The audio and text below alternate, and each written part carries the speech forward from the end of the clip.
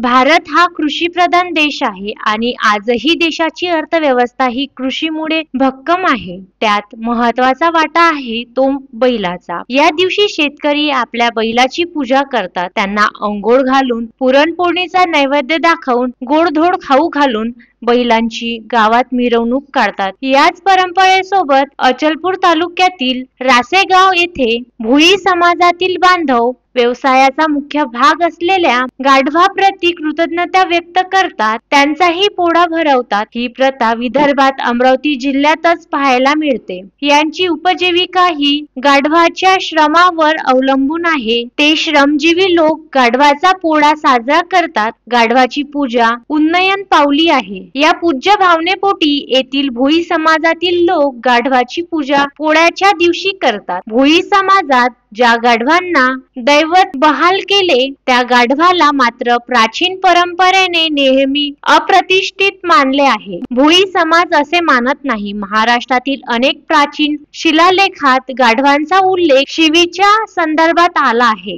गाढव निवृत्तीचा प्रतिनिधी असल्याने गाढव अप्रतिष्ठेचा ठरला आहे असे संदर्भ आपल्या प्राचीन संस्कृतीत आले आहेत. गाढवा संदर्भात निर्देशिलेल्या या अवगुणामुळे गाढव अप्रतिष्ठेचा मानला जातो. गाढवाच्या जीवावर उपजीविका करणारे भोई या समाजाचे लोक गाढवाच्या पाठीवर ओझे लादून मालवाहनाचे काम करतात. गाढवाच्या मदतीने आपली उपजीविका चालवितात. त्यांना दररोज उपजीविकेसाठी मदत करणाऱ्या गाढवाची ते बैलाप्रमाणे पूजा करतात. श्रमाला महत्त्व देणारे भोई समाजाचे लोक गाढवाच्या श्रमालाही पूजनीय मानतात. हे या श्रम करणाऱ्या संस्कृतीचे आगळे वेगळे वैशिष्ट्य मानावे लागते. Nitin Durbude, the sting operation news, Paratwada.